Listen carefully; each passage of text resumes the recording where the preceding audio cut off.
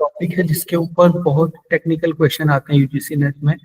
बाकी सारे आप कॉमन सेंस से कर सकते हो, थोड़ी बहुत नॉलेज के साथ आपको क्वेश्चन कर सकते हो, लेकिन जो मॉडल्स ऑफ कम्युनिकेशन है उनसे बहुत डिटेल में क्वेश्चन आते हैं, बहुत सही से समझना होता है उसे। तो मॉडल ऑफ कम्युनिकेशन हम पीपीटी से नहीं करेंगे। मैं एक वेबसाइट शेयर कर रहा हूँ आपको, वहीं पे से मैं आपको पढ़ा रहा हूँ और उसी से आप अपने नोट्स बना सकते हो, क्योंकि पीपीटी में काफी डिटेल में नहीं है वो, जितनी डिटेल में होना चाहिए। So we will be just doing this from this website. So this is most complicated topic of communication and इसी से थोड़े से डिफिकल्ट क्वेश्चन आएंगे। बाकी सारे क्वेश्चन आप लोग बेसिक थोड़ा सा पढ़ के और थोड़ा सा कॉमन सेंस यूज करके कर सकते हो। तो कम्युनिकेशन मॉडल में हम 8 मेजर कम्युनिकेशन मॉडल पढ़ने वाले हैं। सबसे पहले यहाँ पे है लीनियर मॉडल ऑफ कम्युनिकेशन। तो लीनियर मॉडल ऑफ कम्युनिकेशन, एक मिनट जस्ट,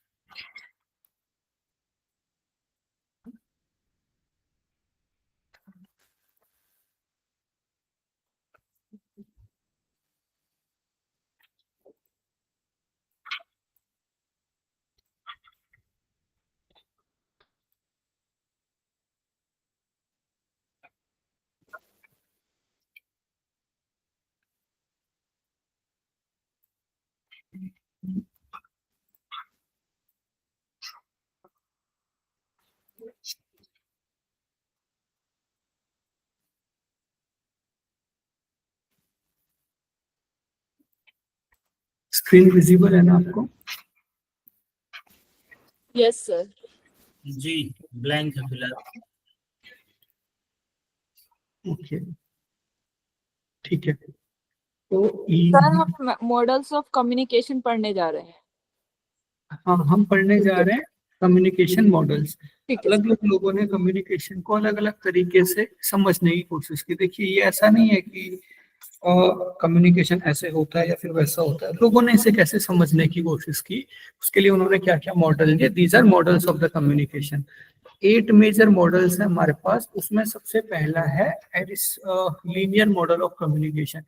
तो लीनियर मॉडल ऑफ कम्युनिकेशन में क्या होगा, यहाँ पे देखिए एक सेंडर होगा, एक रिसीवर होगा।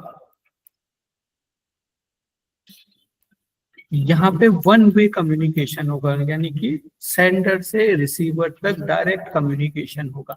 इन्होंने फीडबैक की बहुत ज्यादा बात नहीं की, तो इसे हम लीनियर मॉडल ऑफ कम्युनिकेशन बोलते हैं। उसके बाद हमारे पास आता है interactive models of communication. Interactive models of communication में यानी कि ये इससे बात करेगा, लेकिन साथ में ये भी इसको कुछ फीडबैक देगा, इससे बात करेगा। जो हम क्लास का इंटरेक्शन की बात करते हैं कि टीचर भी बोल रहा है, साथ में स्टूडेंट भी क्वेश्चन कर रहे हैं, ये इंटरैक्टिव मॉडल ऑफ कम्युनिकेशन हो गया। अब इसको आप रट लो। लीनियर मॉडल ऑफ कम्युनिकेशन के एग्जांपल क्या क्या हो गए? Aristotle communication model, Lasswell communication model, Shannon Weaver communication model, Berlo SMCR communication model. तो ये वाला बहुत ज्यादा इंपॉर्टेंट नहीं है, लेकिन इन तीनों के ऊपर बहुत बार क्वेश्चन आया है। तो इन तीनों का जो मॉडल है वो लीनियर मॉडल है। इन्होंने लीनियर कम्युनिकेशन को यानी कि वन वे कम्युनिकेशन को ही अलग अलग तरीके से समझाने की कोशिश की। नेक्स्ट है इंटरैक्टिव मॉडल्स ऑफ कम्युनिकेशन में Osgood Schramm communication model and Westley and MacLean communication model. Third क्या था, एक बार दिखाइएगा वो। Shannon Weaver communication model. देखो हमारा कम्युनिकेशन में बस यही टॉपिक बचा हुआ है। उसके बाद मास मीडिया कम्युनिकेशन आता है। मास मीडिया कम्युनिकेशन पूरी तरह से कॉमन सेंस के ऊपर बेस्ड है। तो 1-2 दिन लगा के अगर आपने इसे समझ लिया तो आप कम्युनिकेशन में 5 में से 5 सवाल कर सकते हो। ये वाला इंपॉर्टेंट नहीं है पर फिर भी लिख लीजिए, बर्लोज एसएमसीआर कम्युनिकेशन मॉडल। इंटरेक्टिव मतलब जब दो लोग आपस में इंटरेक्शन करते हैं तो तब कैसे कम्युनिकेशन होता है, इन दोनों ने उसे एक्सप्लेन करने की कोशिश की। पहले लोग थे ऑस्गुड स्कैरैम कम्युनिकेशन मॉडल, दूसरे थे Wesley and MacLean communication model.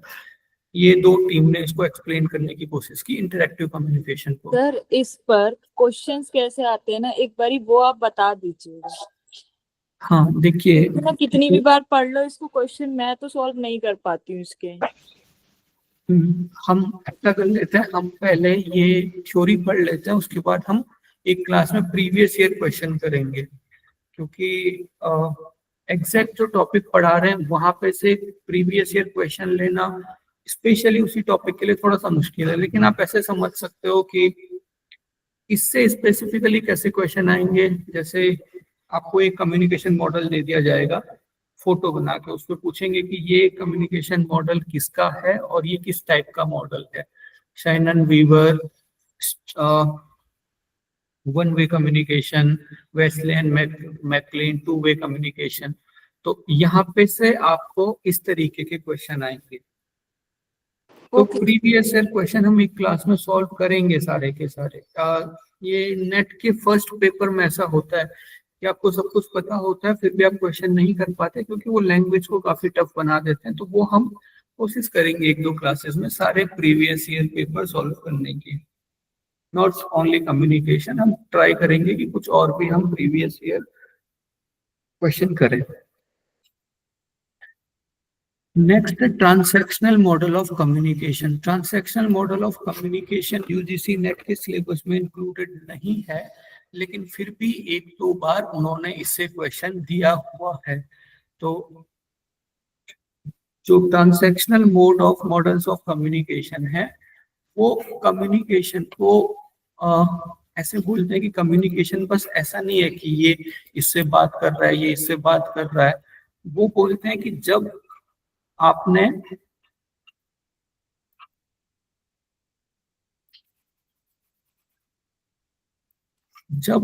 किसी को कुछ मैसेज दिया, तो अगली बार में उसका मैसेज और ज्यादा कॉम्प्लेक्स हो जाएगा आपके लिए। अब आप फिर से मैसेज करोगे तो आपका मैसेज और कॉम्प्लेक्स हो जाएगा, फिर से मैसेज और कॉम्प्लेक्स हो जाएगा। जैसे जैसे बातचीत आगे बढ़ती है, मैसेज का जो कॉम्प्लेक्सिटी है, जो गहराई है, वो बढ़ती जाती है। इसे कहते हैं ट्रांसैक्शनल मॉडल ऑफ कम्युनिकेशन। आप किसी आदमी से पहली बार बात कर रहे हो तो आप जस्ट हाई तक रहोगे, या फिर ज्यादा से ज्यादा आप पूछ सकते हो कि आप कैसे हो। लेकिन जैसे जैसे आप उस आदमी के साथ आपकी बातचीत बढ़ती है, धीरे धीरे आप और डेप्थ में बात करते जाते हो, धीरे धीरे आप अपनी लाइफ के ऊपर आते हो, या फिर सारी चीजें आप डिस्कस करते हो। तो इसे हम कहते हैं ट्रांजैक्शनल मॉडल ऑफ कम्युनिकेशन। ये Barnlund transactional communication model and Dance helical communication model, इन दोनों ने इस मॉडल को एक्सप्लेन किया। अब हम बारी बारी से सब मॉडल को पढ़ने वाले हैं। थोड़ा सा कॉम्प्लेक्स है ये, तो थोड़ा ज्यादा ध्यान देना पड़ेगा आपको। तो लीनियर मॉडल ऑफ कम्युनिकेशन क्या होता है? लीनियर मॉडल ऑफ कम्युनिकेशन, जैसे कि हमने बोला कि जो आपका कम्युनिकेशन है वो लीनियर होगा, वन डायरेक्शनल होगा।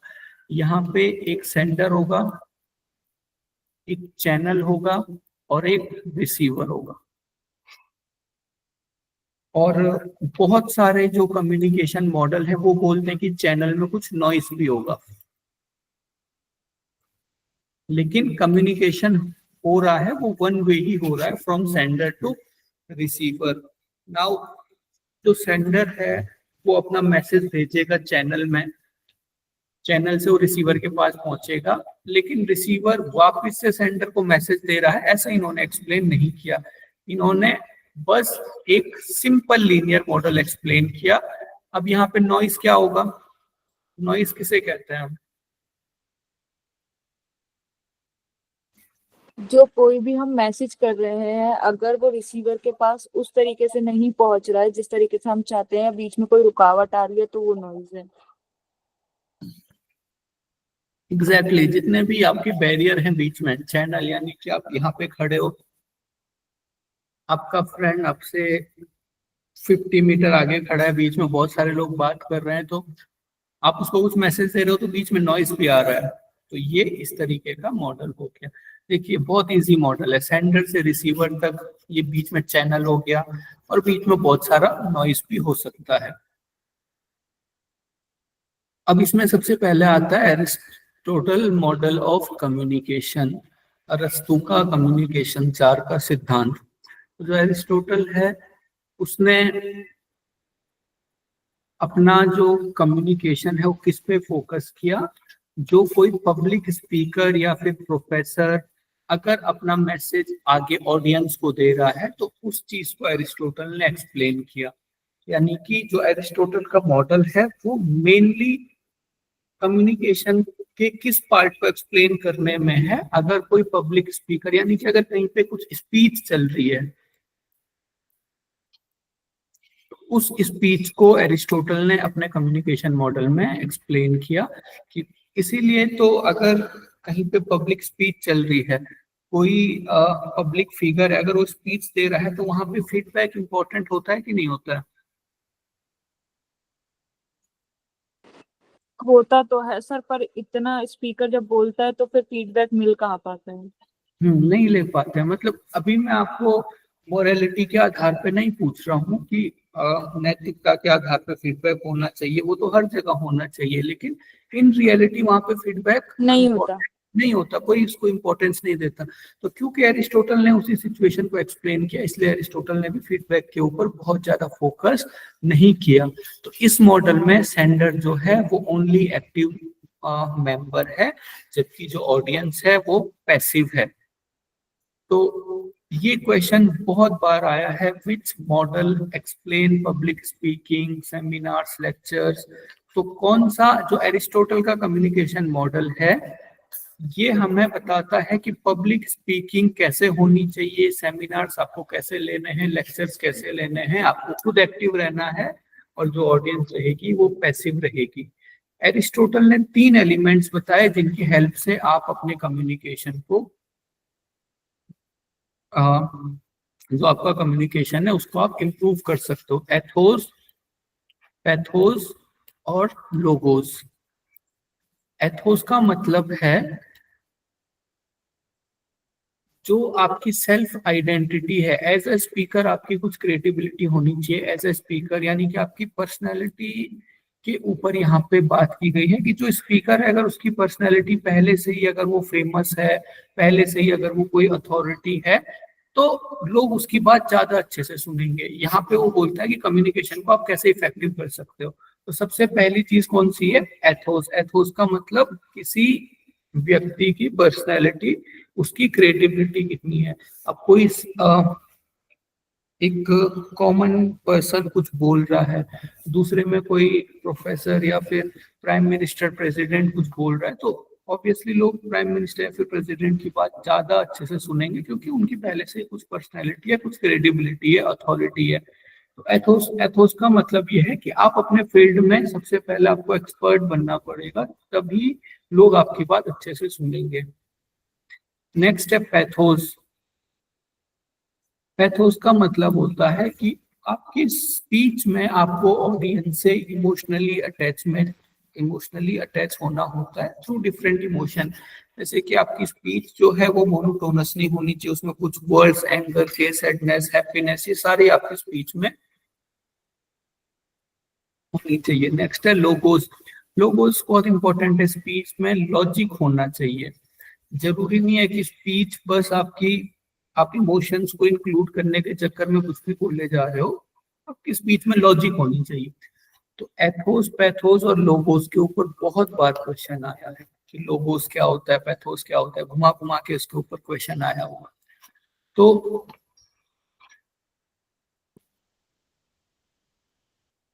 इसके बाद जो एरिस्टोटल है, एरिस्टोटल ने जो अपना लीनियर मॉडल शेयर किया, देखिए है ये लीनियर मॉडल ही, लेकिन सब ने लीनियर मॉडल में अलग अलग चीजें आइडेंटिफाई की।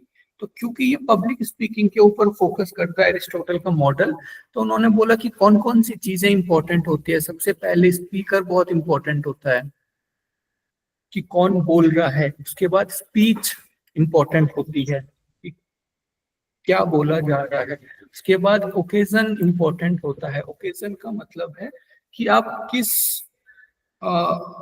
यानी कि किस मौके पे आप बात कर रहे हो। अभी फॉर एग्जांपल हमारी कम्युनिकेशन की क्लास चल रही है, अब मैं कम्युनिकेशन कितना भी अच्छा पढ़ाता हूँ, आप मुझे कितने भी अच्छे से जानते हो, लेकिन ओकेजन यहाँ पे है कि कम्युनिकेशन की क्लास चल रही है और मैं आपसे आयुर्वेदा का कुछ डिस्कस करने लग जाऊं, तो ऑब्वियसली एक बार आप सुन लोगे, लेकिन बाद में आप नहीं सुन सकते क्योंकि आप यहाँ पे बैठे हो कम्युनिकेशन डिस्कस करने के लिए। नेक्स्ट है आपकी टारगेट ऑडियंस कैसी है। टारगेट ऑडियंस का मतलब, अगर आप छोटे बच्चों के साथ बैठे हो तो आपको वैसे बात करनी है, अब बड़े बच्चों के साथ बैठे हो तो वैसी बात करनी है। नेक्स्ट है यहाँ पे इफेक्ट। अब देखो, इफेक्ट और फीडबैक में बहुत ज्यादा डिफरेंस है।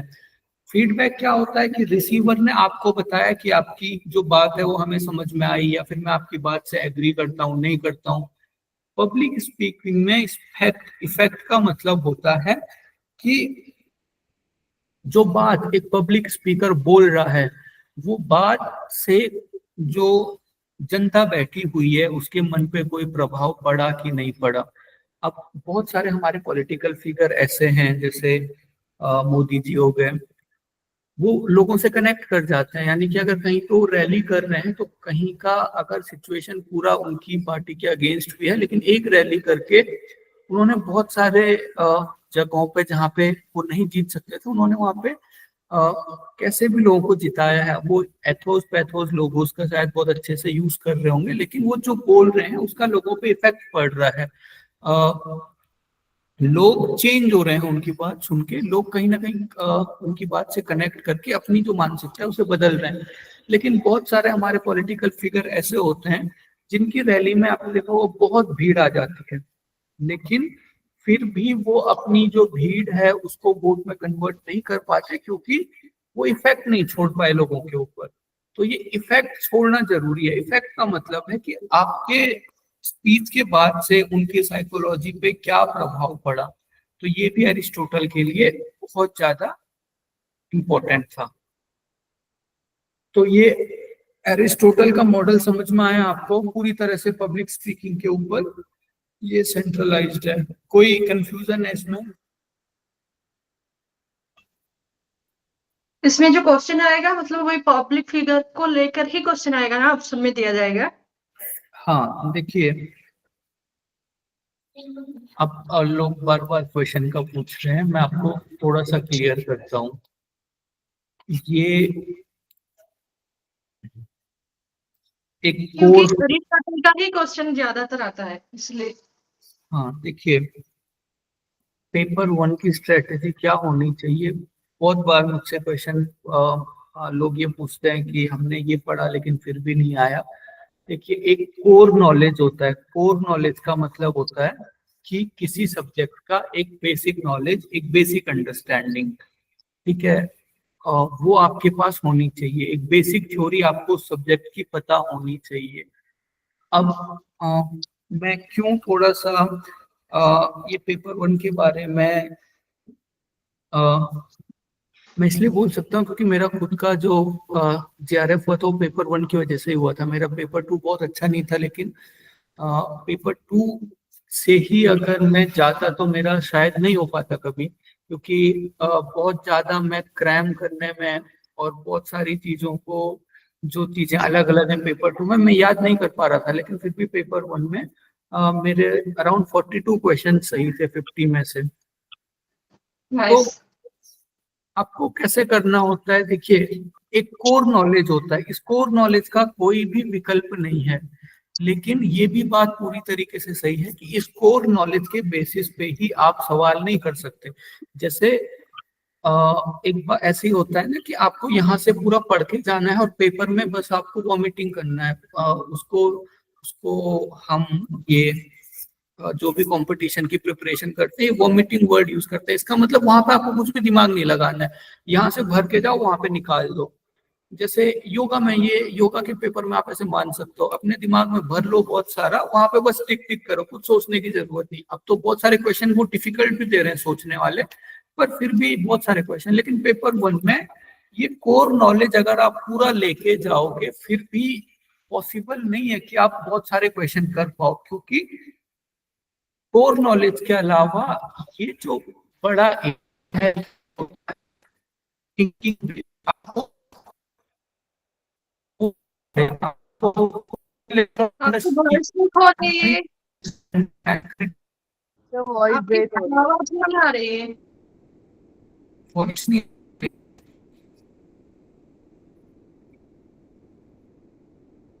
स्क्रीन भी शो नहीं हो रही है।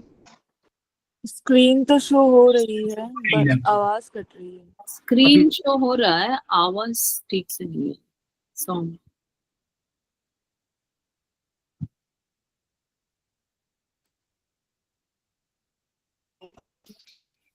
नहीं, मुझे नहीं हो रहा स्क्रीन। अभी अभी आ रही है आवाज?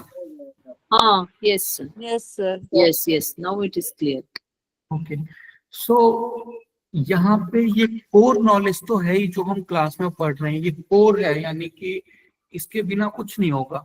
लेकिन उसके साथ साथ आपकी अंडरस्टैंडिंग लेवल और क्रिटिकल थिंकिंग के ऊपर वो क्वेश्चन करते हैं। वो आपको ऐसा नहीं पूछेंगे कि अरस्तु का जो संचार का सिद्धांत हो किसके ऊपर बेस्ड है, नीचे लिखा होगा पब्लिक स्पीकिंग और पर्सनल कम्युनिकेशन, और आप जाके टिक लगा दो पब्लिक स्पीकिंग। ऐसा नहीं होगा। आपको कम से कम 4-5 लाइन का वहां पे क्वेश्चन दिया होगा। वो क्वेश्चन आपको अनलॉक करना पड़ेगा सबसे पहले, समझ के कि ये कहना क्या चाह रहा है। क्वेश्चन की आपको लैंग्वेज समझनी पड़ेगी। कई बार तो ऐसा होता है कि हम पढ़ के जाते हैं लेकिन फिर भी हमें पता नहीं चलता है कि क्वेश्चन लाइक की क्वेश्चन हमसे सॉल्व नहीं हो रहा। हमें पता ही नहीं चलता है क्वेश्चन कम्युनिकेशन का है कि टीचिंग का है। अब बहुत सारे स्टूडेंट आते हैं कि सर कम्युनिकेशन से तो क्वेश्चन ही नहीं आए थे, टीचिंग से क्वेश्चन ही नहीं आए थे। हमें वो पता नहीं चल रहा है कि उन्होंने टीचिंग के कौन से पार्ट को टच करके क्वेश्चन दिया है। तो इसको हम कैसे ठीक कर सकते हैं? मेरी वॉइस आ रही है आपको? Yes Yes. हाँ, तो देखिए, जैसे यूपीएससी में होता है ना, ये एग्जांपल बार बार दिया जाता है कि आपको यूपीएससी कभी ये नहीं पूछेगा कि पानीपत की लड़ाई, पानीपत की पहली लड़ाई कब हुई थी, पानीपत की दूसरी लड़ाई कब हुई थी, या फिर पानीपत की तीसरी लड़ाई कब हुई थी। ऐसा बार बार ऐसा नहीं पूछेगा डायरेक्ट क्वेश्चन। वो आपको एक क्वेश्चन पूछेंगे कि पानीपत में ही बार बार क्यों लड़ाइयां हो रही थी, मतलब क्या सिग्निफिकेंस है उस जगह का। तो वो आंसर लिखने के लिए आपको कुछ ना कुछ सोचना पड़ेगा। लेकिन वो सोचने के लिए आपके पास बेसिक नॉलेज तो होना ही चाहिए कि पहली लड़ाई कब हुई, दूसरी लड़ाई कब हुई, तभी तो आप उसको रिलेट करके लिख सकते हो। वॉइस आ रही है अभी? जी सर, वॉइस आ रही है। लेकिन कभी कभी क्या होता है ना कि मान लीजिए कोई पढ़ा रहा है तो हम पूछेंगे ऐसा ऐसा क्यों, तो कहते हैं अरे कोर्स देखिए, सिलेबस पूरा हो जाए। बहुत लोग सिलेबस पूरा करने के चक्कर में रहते हैं। हाँ देखिए, वो तो ठीक बात है, टीचर टू टीचर लोग पर्सपेक्टिव चेंज होता रहता है। पर पेपर 1 में आप सिलेबस पूरा करके भी कुछ नहीं कर सकते। हो सकता है आपने सिलेबस पूरा किया लेकिन आप 20-25 सवाल भी नहीं कर पाए। तो उसके पीछे का रीजन देखिए, समझिए। और ऐसा नहीं है कि नेट का पेपर 2 साल में एक बार होता है, 3 साल में एक बार होता है। रिलैक्स रह के आपको हर 6-6 महीने में हो रहा है, प्रिपरेशन कंटिन्यू रखिए।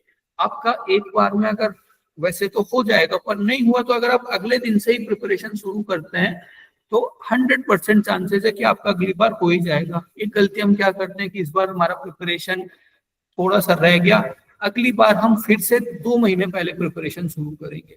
नहीं, अगर आपने उसी दिन से प्रिपरेशन शुरू कर दी जिस दिन से आपका रिजल्ट, जिस दिन आपने एग्जाम दिया, अब चाहे हो भी रहा है नहीं भी हो रहा है, अगर थोड़ा भी डाउट है तो आपको शुरू कर देनी चाहिए ताकि अगली बार हो ही जाए।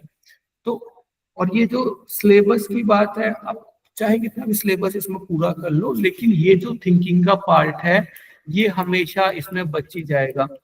अब देखिए, अगर ये थिंकिंग वाली पार्ट में और क्रिटिकल थिंकिंग वाली पार्ट में हमें प्रॉब्लम आ रही है, हम सवाल को समझ नहीं रहे हैं, इसका ये मतलब है क्या कि इस पार्ट का कोई फायदा नहीं है?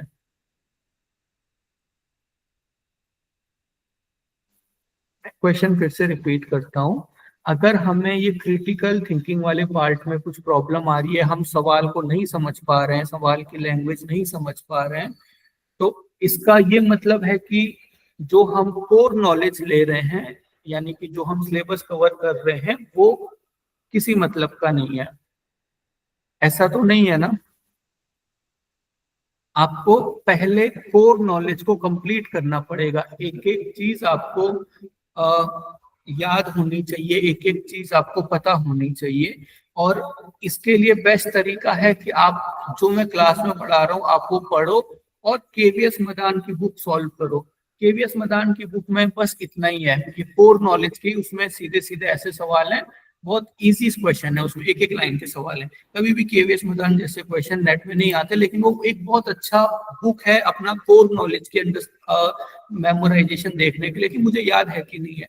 सर वो हिंदी वाली बुक है मेरे पास, इतनी उसकी क्लिष्ट भाषा है कि मतलब आधा समझ में ही नहीं आता है। हाँ, अब देखिए वो केवीएस मदान नेट का, अभी जो नेट में सवाल आते हैं उसका लगभग आप ये मान लो कि हाफ का हाफ भी उसमें डिफिकल्टी नहीं है। लेकिन ये क्लिष्ट भाषा के चक्कर में आप उसके क्वेश्चन नहीं समझ पा रहे हो, जबकि आपको आता भी है। अगर किसी ने सिंप्लीफाइड लैंग्वेज में आपको क्वेश्चन समझा दिया तो आप वो कर लोगे। लेकिन क्योंकि क्लिष्ट भाषा नेट में आती है और नेट में तो और भी वो कॉम्प्लेक्स करके क्वेश्चन देते हैं, इसीलिए हम नहीं कर पाते हैं। तो इसका सॉल्यूशन क्या है? इसका सॉल्यूशन देखिए, इसका सॉल्यूशन है, एक होता है कॉम्प्रीहेंशन। ये प्रैक्टिस से ही बढ़ेगा कि कैसे हम सवाल समझे, कैसे हम सवाल में क्या हो रहा है ये देखें। देखो कभी ऐसा नहीं होगा कि आपको होगा कि ये तो मैंने पढ़ा ही नहीं है, बस आपको सवाल समझ में नहीं आएगा। तो कॉम्प्रीहेंशन में लंबे लंबे पैराग्राफ होते हैं यूजीसी नेट में, उनको पढ़ने का अभ्यास कीजिए। कि अगर आप इंग्लिश में है तो कॉम्प्रीहेंशन पढ़िए, उसको एक दिन में 2-2 3-3 कॉम्प्रीहेंशन पढ़िए, तो उससे आपको चीजों को पढ़ने का और उसको समझने का अभ्यास हो रहा है। नहीं तो नेट की क्लास में क्या हो रहा है, पेपर वन में टीचर पीपीटी बना के ला रहे हैं, आपको समझा रहे हैं, आपको खुद पढ़ के समझने का तो कभी मौका ही नहीं मिल रहा है। तो अगर आप ये प्रैक्टिस कभी नहीं करेंगे तो वहां पे कैसे आप इतने कॉम्प्लेक्स क्वेश्चन समझ जाएंगे। ये बहुत बार हुआ है मेरे साथ कि बच्चे बोलते हैं कि question out of the syllabus थे, लेकिन अगर उन्हें इजी लैंग्वेज में समझा दो कि नहीं ये तो हमने वहां पे पढ़ा था, तो वो कनेक्ट कर लेते हैं। तो यही चीज मिसिंग होती है, क्वेश्चन को समझना और उसमें क्रिटिकल थिंकिंग लेके आना। और आधे क्वेश्चन तो देखिए 8 से 9 क्वेश्चन पेपर 1 पेपर 2 में हमेशा आउट ऑफ सिलेबस होते हैं। वो ऐसे होते हैं कि मतलब किसी ने सुने भी नहीं होते हैं, ऐसे टॉपिक्स होते हैं। 8 से 9 क्वेश्चन पेपर 1 में, 8 से 9 क्वेश्चन पेपर 2 में। जैसे उपनिषद का कोई अजीब सा श्लोक दे दिया, तो ये 8 से 9 क्वेश्चन बस साइकोलॉजिकल प्रेशर के लिए होते हैं कि हमें लगने लगता है कि अरे पेपर तो बहुत टफ आया था। लेकिन अगर छांट दो तो कभी भी 10 से ऊपर क्वेश्चन ऐसे नहीं रहेंगे जो कि बहुत ही ज्यादा टफ हो जाएंगे, बहुत ही आउट ऑफ द सिलेबस रहेंगे। लेकिन जो 40 सवाल आपके सिलेबस के अंदर से आ रहे हैं, अगर आप कैसे भी करके अपनी ये क्रिटिकल थिंकिंग ठीक कर लो, सवाल को पढ़ना आप सीख जाओ, सवाल को समझना सीख जाओ, जो 5-5, 6-6 लाइन के सवाल आ रहे हैं, अगर आप उनको पढ़ना सीख जाओ तो आप इजीली ये क्वेश्चन कर सकते हो। डायरेक्ट क्वेश्चन पेपर 1 में कभी नहीं आता। आप इसके लिए क्या करना है, एक बुक आती है कंपटीशन टाइम्स की, यूथ कंपटीशन टाइम्स की एक बुक आती है, यूजीसी नेट के प्रीवियस ईयर क्वेश्चन पेपर। तो चाहे आप 2024 की मंगवा लो या फिर 2025 की मंगवा लो, इससे पुरानी बुक मत मंगवा, क्योंकि 2022 से पहले इजी पेपर आता था। 2022 के बाद उन्होंने पूरा मेमोरी लेवल से पूरा अंडरस्टैंडिंग लेवल को छोड़ के पूरा क्रिटिकल थिंकिंग का उन्होंने पेपर कर दिया। तो ये बुक मंगवा लो, यूथ कंपटीशन टाइम्स की बुक आती है, उसमें प्रीवियस ईयर के सारे नेट के एग्जाम होते हैं जो कि किसी शिफ्ट में हुए थे। लगभग उसमें 17 से 21 पेपर होते हैं। अगर आपने सारे पेपर सॉल्व कर लिए, इसके पूरे कॉम्प्रिहेंशन सॉल्व कर लिए, डीआई सॉल्व कर लिया, और बाकी सवाल अगर आपसे नहीं भी हो रहे हैं, एटलीस्ट उन्हें पढ़ के समझने की कोशिश करो। और बेस्ट हो सकता था कि अगर आप किसी से पूछ भी सकते हो तो वहां पे हम ट्राई करेंगे ऐसी क्लास करने की जिसमें कि मैं क्वेश्चन आपको एक्सप्लेन करने की कोशिश करूंगा। लेकिन फिर भी अगर आप बार बार क्वेश्चन पढ़ने की प्रैक्टिस करें, उसको तोड़ तोड़ के एनालाइज करने की कोशिश करेंगे, तब ये आपको समझ में आएगा। बिना प्रीवियस ईयर क्वेश्चन पे बहुत ज्यादा टाइम दिए आपको ये यूजीसी नेट का जो है पेपर 1 वो अनलॉक करना बहुत मुश्किल हो जाएगा। तो फिर से ये जो कोर नॉलेज है इसकी बहुत ज्यादा इंपॉर्टेंस है, क्योंकि इसके बिना आप नहीं कर पाओगे। दूसरा, जब आप प्रीवियस ईयर क्वेश्चन करते हो तो प्रीवियस ईयर क्वेश्चन करने में भी आपको बहुत सारे नए टॉपिक मिलते हैं, क्योंकि यूजीसी हर साल नए नए टॉपिक ऐड कर रहा है। तो मान लो आप कोई क्वेश्चन कर रहे हो, सबसे पहले तो उस क्वेश्चन को समझना जरूरी है। उस क्वेश्चन को समझ के आप, अगर वो आपने जो पढ़ा है उसमें से है तो आप उसको सॉल्व कर लोगे। अगर वो नया है तो आपको उसकी अलग से नोटबुक बनानी पड़ेगी। तो एक नोटबुक अलग से होनी चाहिए जिसमें आप गैप गैप करके अलग अलग सब्जेक्ट के हिसाब से जो भी नया उसमें नॉलेज है उसको आप लिख लो। और कैसे लिखना है, मान लो एक जो क्वेश्चन है,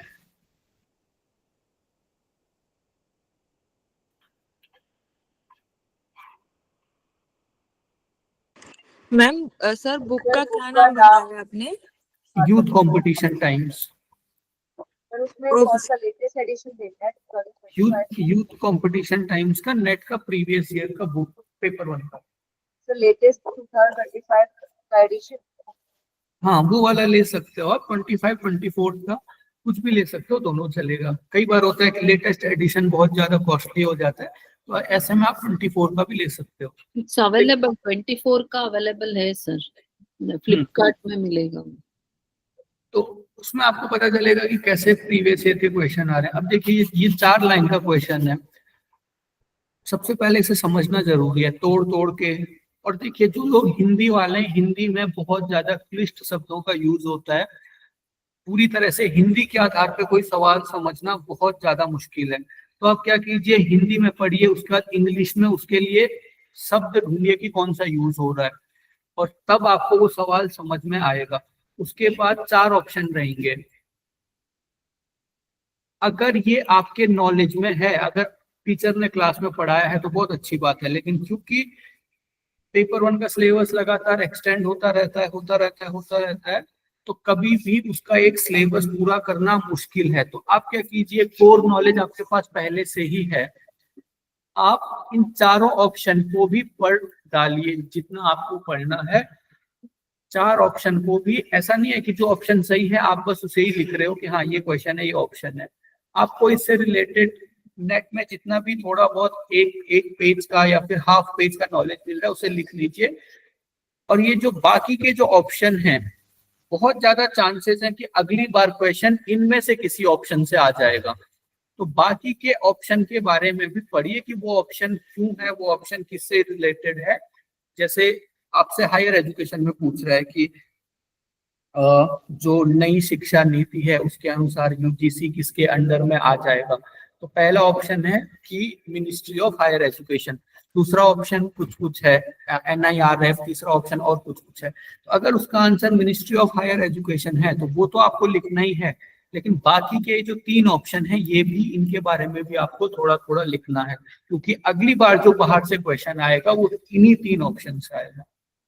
तो ये तरीका है पेपर 1 पढ़ने का। कोर नॉलेज जो क्लास में हो रहा है, उसके बाद प्रीवियस ईयर के क्वेश्चन को पढ़ना सीखिए। नहीं भी हो रहा है कोई बात नहीं, पढ़ते रहिए, सवाल को समझने की कोशिश कीजिए। करते करते एक बार ऐसा हो जाएगा कि एटलीस्ट आप 25-30 सवाल कर पा रहे हो।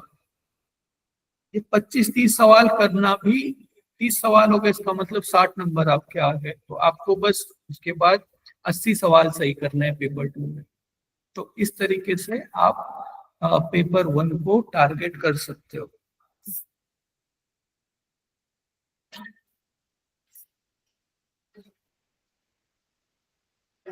अब किसी को कोई क्वेश्चन है? सर जो बुक मंगवाए, जो पेपर होंगे, मतलब योगा वाले आएंगे या आपकी वॉइस नहीं आ रही है मुझे। सर मैं ये कह रही हूँ कि जो आप बुक बता रहे हैं उस योगा पेपर 1 का होगा या सारे ही पेपर क्या? नहीं, वो बस पेपर 1 का होगा। आपको लिखना पड़ेगा competition times paper 1 previous year question paper, paper 1 का ही है। सर उसमें मतलब ऐड करते हैं वो सारे रिसर्च